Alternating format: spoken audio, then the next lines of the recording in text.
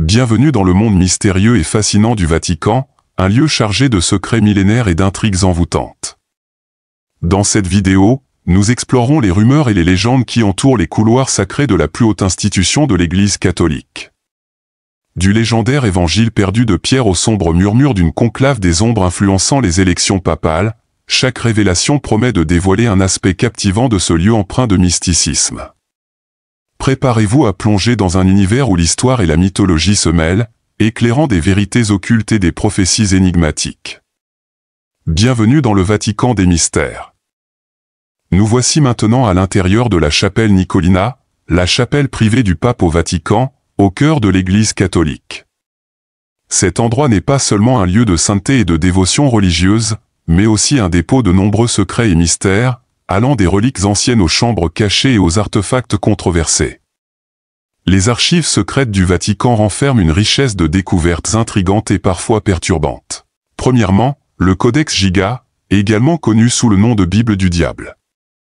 L'un des artefacts les plus mystérieux et troublants conservés dans la collection du Vatican est le Codex Giga, également connu sous le nom de Bible du diable. Ce manuscrit médiéval massif, datant du début du XIIIe siècle, est le plus grand manuscrit médiéval connu au monde. Le Codex Giga contient une Bible complète ainsi que des textes supplémentaires, notamment des instructions d'exorcisme et une représentation du diable lui-même. La légende raconte que ce manuscrit a été rédigé par un moine condamné à mort pour avoir enfreint ses vœux monastiques, dans une tentative désespérée d'éviter son destin. Le moine promit de créer un livre contenant toute la connaissance humaine en une seule nuit. Alors que minuit approchait, le moine réalisa l'impossibilité de sa tâche et fit appel au diable pour obtenir de l'aide. Le diable accepta, et le moine parvint à achever le manuscrit, d'où son surnom de Bible du diable. Le Codex Giga est célèbre non seulement pour sa taille et la légende sinistre entourant sa création, mais aussi pour l'image frappante du diable qui apparaît à l'intérieur de ses pages. Le diable est représenté comme une grande figure sombre avec des cornes et une langue fourchue, entouré d'un texte mystérieux. La présence de cette image perturbante a conduit beaucoup à spéculer sur la véritable nature et le but du Codex Giga. Certains suggérant même qu'il aurait pu être utilisé dans des rituels anciens ou des pratiques de magie noire. Numéro 2, les Néphilim et le groupe sanguin RH négatif. Un autre mystère intrigant lié au Vatican tourne autour des Néphilim, une ancienne race biblique de géants née de l'union entre des anges et des humains, et du rare groupe sanguin RH négatif. Selon certaines théories, le Vatican pourrait posséder des connaissances, voire des preuves, d'un lien entre les Néphilim et les individus au groupe sanguin RH négatif.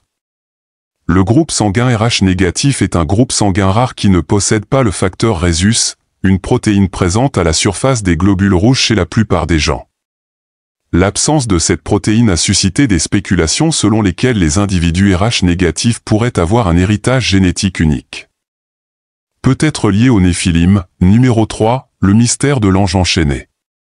L'une des rumeurs les plus intrigantes et persistantes entourant le Vatican concerne l'existence présumée d'un véritable ange vivant retenu captif entre ses murs. Selon ce récit mystérieux, le Vatican aurait réussi à capturer et à retenir un être céleste réel, le maintenant enchaîné et caché aux yeux du monde. L'histoire de l'ange enchaîné a captivé l'imagination de nombreux individus, certains affirmant que la possession par le Vatican d'un être divin de ce genre pourrait fournir une preuve définitive de l'existence des anges et du domaine surnaturel. D'autres spéculent sur le fait que l'ange enchaîné pourrait détenir une connaissance ou un pouvoir inestimable que l'Église cherche à contrôler ou à exploiter à ses propres fins. Malgré le manque de preuves concrètes étayant l'existence d'un ange enchaîné au Vatican, cette légende persiste depuis des siècles. Certains récits affirment que l'ange est retenu dans une chambre secrète profondément enfouie sous le Vatican, liée par des enchantements anciens ou des contraintes divines pour empêcher son évasion. D'autres suggèrent que l'ange pourrait être un prisonnier de guerre capturé lors d'une bataille céleste et retenu comme trophée ou monnaie d'échange par l'Église. Numéro 4, Emanuela Orandi et la statue de l'ange. La disparition d'Emanuela Orandi, une jeune citoyenne du Vatican en 1983, est devenue l'un des mystères les plus persistants et troublants liés à la Sainte Siège. Emanuela, la fille d'un employé du Vatican, a disparu sans laisser de traces après avoir assisté à un cours de musique à Rome. Sa disparition a déclenché une enquête de plusieurs décennies marquée par des théories du complot, des dissimulations présumées et une connexion particulière avec une statue d'ange. En 2019, un tuyau a dirigé les enquêteurs vers 2 tombes dans le cimetière de la basilique Saint-Pierre, où l'on pensait que les restes d'Emmanuela étaient cachés. Cependant, lorsque les tombes ont été ouvertes, elles se sont révélées complètement vides, approfondissant le mystère entourant sa disparition. L'enquête a pris une tournure étrange lorsqu'une photographie d'une statue d'ange pointant vers les tombes vides est apparue. La statue, qui avait été placée dans le cimetière des années après la disparition d'Emmanuela, semblait attirer l'attention sur l'endroit même où ses restes étaient censés être dissimulés. Cette coïncidence particulière a alimenté la spéculation selon laquelle la statue pourrait détenir un indice crucial pour résoudre le mystère. Numéro 5. La technologie extraterrestre dans les archives du Vatican. L'une des affirmations les plus extraordinaires et controversées concernant les secrets cachés du Vatican implique la présence présumée de technologies extraterrestres dans ses archives.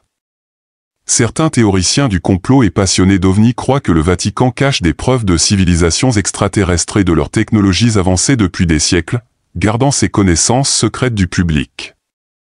Selon ces théories, la vaste collection d'artefacts et de manuscrits anciens du Vatican pourrait inclure des objets d'origine extraterrestre tels que des dispositifs technologiques avancés, des débris de vaisseaux spatiaux, voire les restes d'êtres extraterrestres. Les partisans de cette idée suggèrent que l'Église est au courant de l'existence de vie extraterrestre depuis longtemps et a choisi de supprimer ces informations pour maintenir son pouvoir et son contrôle sur les masses. Certaines des rumeurs les plus persistantes concernent la prétendue possession par le Vatican de dispositifs énergétiques avancés, de technologies antigravité et même de capacités de voyage dans le temps qui auraient été rétro-ingénierées à partir d'artefacts extraterrestres. Ces affirmations citent souvent le contrôle strict du Vatican sur l'accès à ses archives et la nature secrète de son fonctionnement interne comme preuve d'une dissimulation. Numéro 6. La doctrine controversée de la découverte. La doctrine de la découverte est une série de décrets pontificaux historiques qui accordaient aux nations chrétiennes européennes le droit de conquérir et de revendiquer les terres peuplées par des non-chrétiens. Ces décrets, émis au cours des XVe et XVIe siècles, ont joué un rôle significatif dans la colonisation des Amériques et d'autres parties du monde par les puissances européennes. La doctrine de la découverte a été source de controverses et de critiques pendant des siècles, de nombreux critiques arguant qu'elle fournissait une justification légale et morale pour l'exploitation, l'esclavage et le génocide des peuples autochtones. Ces décrets déclaraient essentiellement que les terres non chrétiennes étaient ouvertes à la conquête et que les habitants autochtones n'avaient aucun droit légitime sur leur propre territoire. L'impact de la doctrine de la découverte a été considérable et durable, de nombreuses communautés autochtones luttant encore aujourd'hui pour faire valoir leurs droits et récupérer leurs terres ancestrales.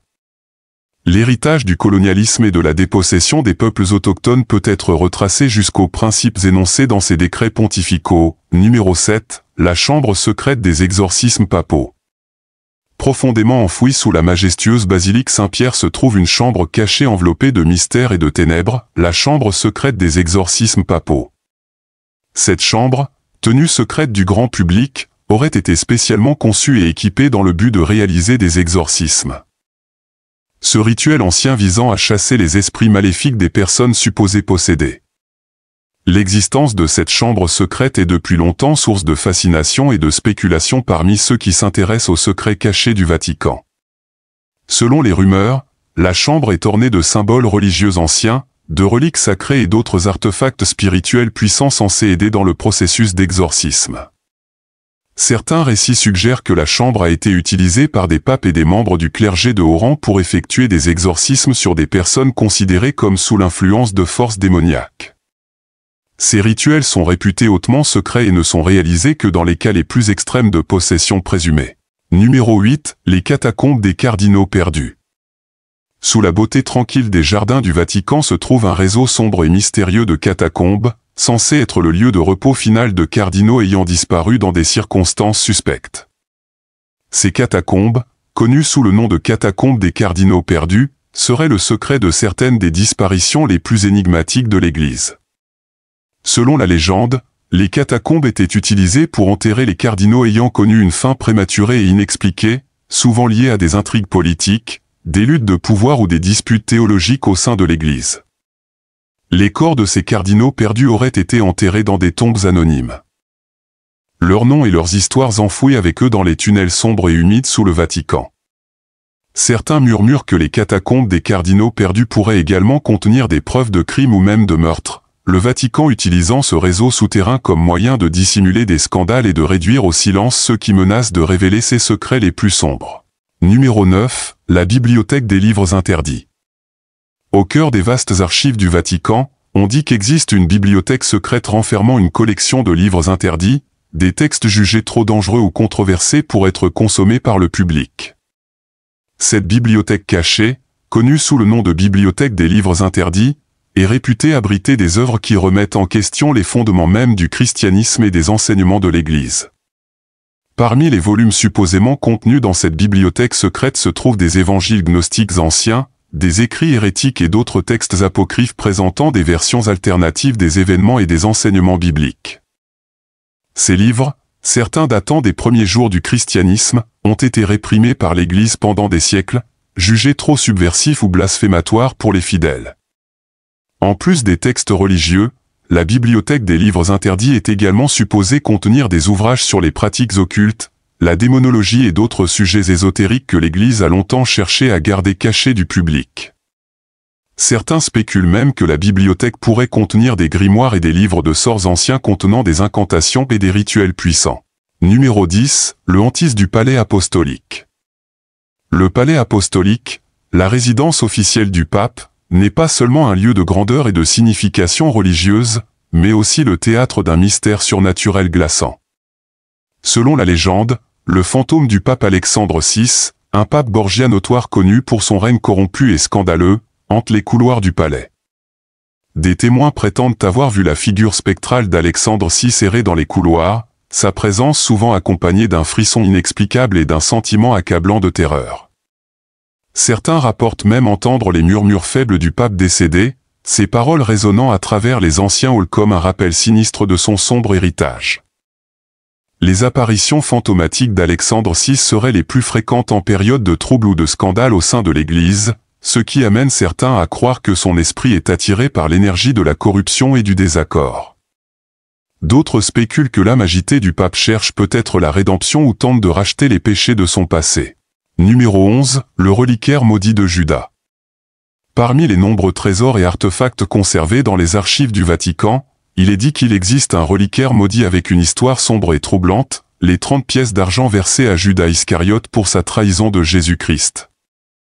Selon la légende, ces pièces d'argent, connues sous le nom de reliquaire maudit de Judas, portent avec elles une malédiction puissante et malfaisante qui apporte malheur et tourment à ceux qui les possèdent.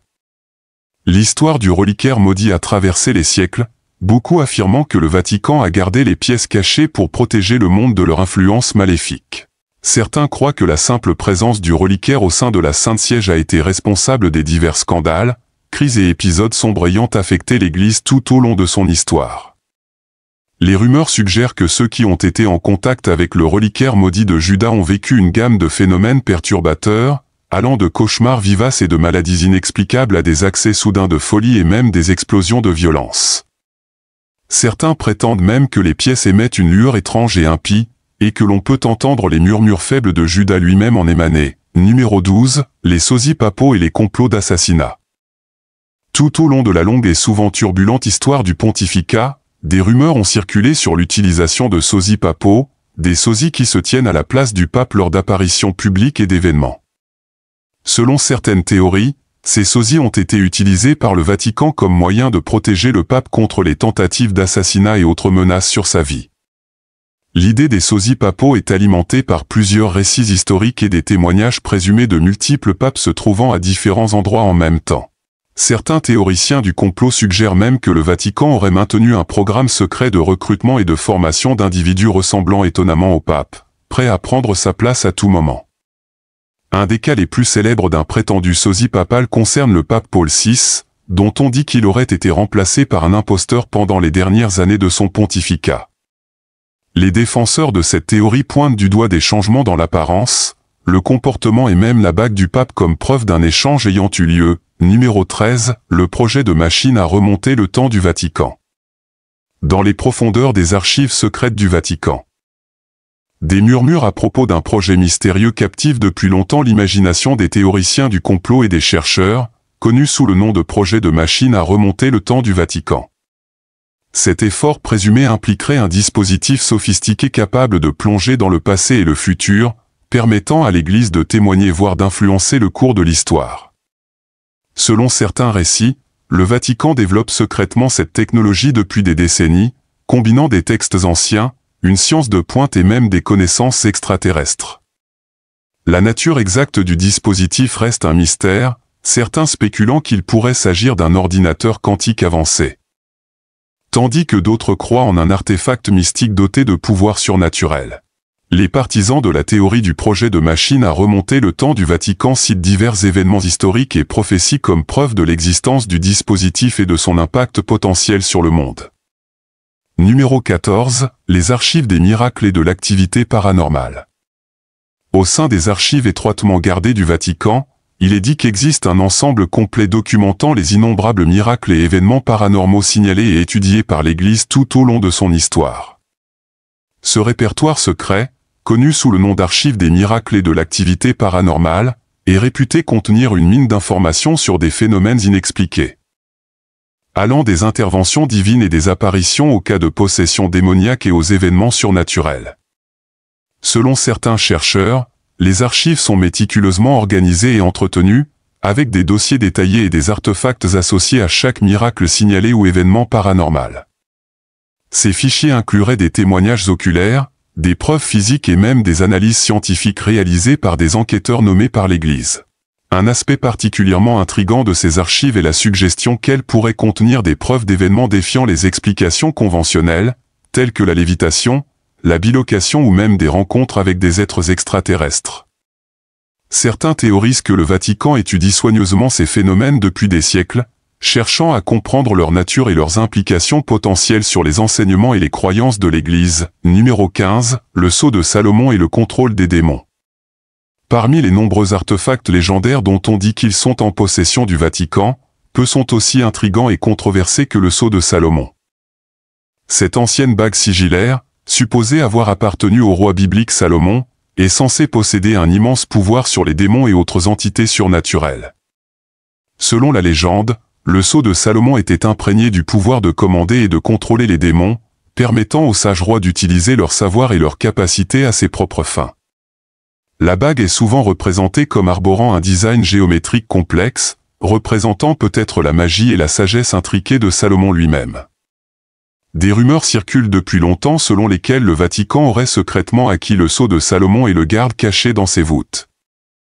Utilisant son pouvoir pour exercer un contrôle sur les forces démoniaques et protéger l'Église des menaces surnaturelles.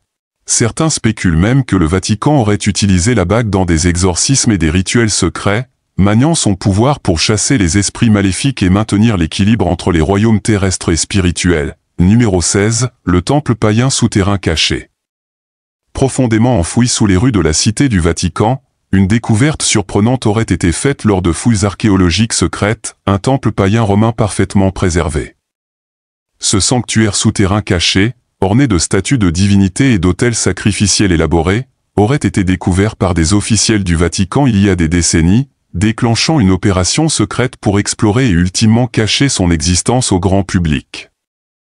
La présence d'un temple païen sous le cœur même de l'Église catholique a soulevé des questions inconfortables et suscité des spéculations effrénées parmi ceux qui en ont entendu parler. Certains suggèrent que la décision du Vatican de garder la découverte secrète est motivée par le désir d'éviter les scandales potentiels et les défis doctrinaux qui pourraient découler de la reconnaissance de l'histoire païenne se trouvant littéralement sous ses pieds. Les théories affluent quant aux divinités spécifiques adorées dans ce sanctuaire souterrain, certains affirmant que le temple aurait pu être dédié à des dieux puissants tels que Jupiter, Mars ou même le mystérieux Mithra, dont le culte était populaire parmi les soldats romains. La découverte d'un site païen si bien préservé pourrait potentiellement offrir des aperçus inestimables sur les pratiques religieuses et les croyances de la Rome antique, éclairant une époque où le christianisme n'avait pas encore pris la place de foi dominante. Numéro 17. Le portrait maudit de l'antipape. Dans un coin sombre de la vaste collection d'art du Vatican, un portrait entend et dit y être accroché. Représentant un personnage mystérieux et infâme connu sous le nom d'Antipape. Selon la légende, Ce tableau maudit, créé durant une période de grand schisme et de bouleversement au sein de l'Église, est imprégné d'un pouvoir malfaisant qui apporte malheur et désespoir à ceux qui le contemplent. L'antipape, un prétendant réel au trône papal qui a contesté l'autorité du pape légitime, est représenté dans le portrait comme une figure émaciée et sinistre, ses yeux semblant suivre le spectateur avec une intensité dérangeante. À travers les siècles, on dit que le tableau a pris vie, ses couleurs s'estompant et sa toile se fissurant, comme reflétant le déclin et la corruption de l'héritage de l'antipape. Les murmures parmi les initiés du Vatican suggèrent que le portrait maudit est caché, son existence connue seulement d'un petit nombre chargé de sa préservation. Certains prétendent même que le tableau est en lui-même une source de discorde et de division au sein de l'Église, sa simple présence rappelant les chapitres sombres de l'histoire du Vatican que beaucoup préféreraient oublier. Numéro 18, le sarcophage de Malachie et la prophétie des papes. Dans les profondeurs de la cité du Vatican, un sarcophage mystérieux est dit contenir les restes de saint Malachie, un saint irlandais et prophète du XIIe siècle. Selon la légende, saint Malachie était doué d'une capacité prophétique et aurait formulé une prophétie concernant les futurs papes. Ces prophéties, connues sous le nom de prophétie des papes, décrivent de manière symbolique et cryptique les caractéristiques de chaque pape jusqu'à la fin des temps. Les adeptes de ces prophéties affirment qu'elles se sont avérées étrangement précises pour les papes antérieurs, ce qui a renforcé leur crédibilité parmi certains cercles. Le sarcophage de Malachie et sa prétendue connexion avec ces prophéties ont alimenté les spéculations et les interprétations au fil des siècles, certains cherchant à comprendre les implications de ces prédictions pour l'Église catholique et le monde chrétien dans son ensemble. La prophétie des papes est en effet un sujet fascinant. Elle se compose de 112 phrases latines cryptiques, chacune étant supposée correspondre à un pape spécifique et aux événements qui se dérouleraient pendant son pontificat. La dernière prophétie de la séquence est particulièrement intrigante car elle prédit l'avènement du dernier pape, appelé Pierre le Romain. Selon cette prophétie, le règne de Pierre le Romain coïnciderait avec d'importants bouleversements, incluant la destruction de Rome et des événements cataclysmiques marquant la fin de l'ère actuelle. Cette séquence prophétique a captivé les érudits, les historiens et les croyants depuis des siècles en raison de sa nature énigmatique et de son exactitude présumée dans la description des papes passés.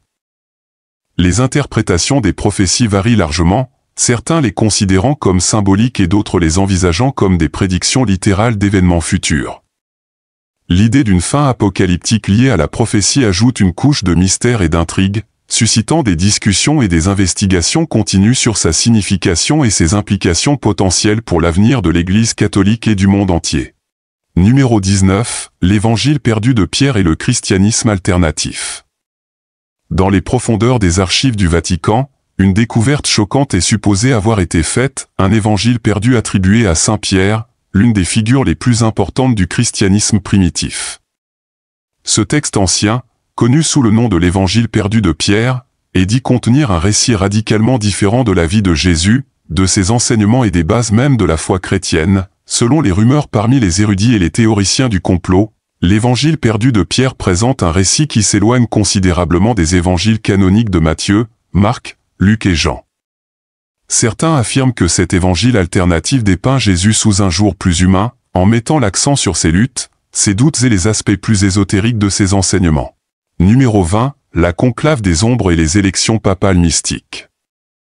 Alors que les regards du monde se tournent vers le Vatican pendant le processus sacré d'élection d'un nouveau pape, des murmures sur une conclave des ombres et des influences mystiques sur la succession papale hantent depuis longtemps les couloirs du Saint-Siège. Selon ces rumeurs, un groupe secret de cardinaux et évêques excommuniés se rassemble dans l'ombre lors de chaque conclave, travaillant pour façonner l'issue de l'élection papale à travers des rituels arcanes et des pratiques mystiques. Les membres de cette conclave des ombres seraient versés dans une connaissance ésotérique ancienne et posséderaient une compréhension profonde des forces spirituelles qui guident l'Église. Certains affirment qu'ils communient avec des anges et des saints, cherchant une guidance divine dans leurs efforts pour orienter la direction du pontificat. D'autres suggèrent que la conclave des ombres pourrait même s'adonner à des arts sombres et des pratiques occultes, utilisant leur pouvoir mystique pour influencer les cœurs et les esprits des cardinaux électeurs. Alors que notre exploration des mystères du Vatican touche à sa fin, nous sommes confrontés à un univers où le sacré et le profane s'entremêlent, où les légendes anciennes se confondent avec les réalités contemporaines. À travers ces récits intrigants et parfois troublants, nous avons effleuré la surface d'un monde où l'histoire, la foi et les mystères se rejoignent dans une danse éternelle. Que vous croyiez aux prophéties anciennes ou que vous recherchiez simplement l'éclat de vérité au cœur des légendes, le Vatican demeure un phare de fascination et de mysticisme. Continuez à explorer, à questionner et à découvrir les secrets enfouis, car c'est dans ces profondeurs que réside la véritable essence des mystères du Vatican.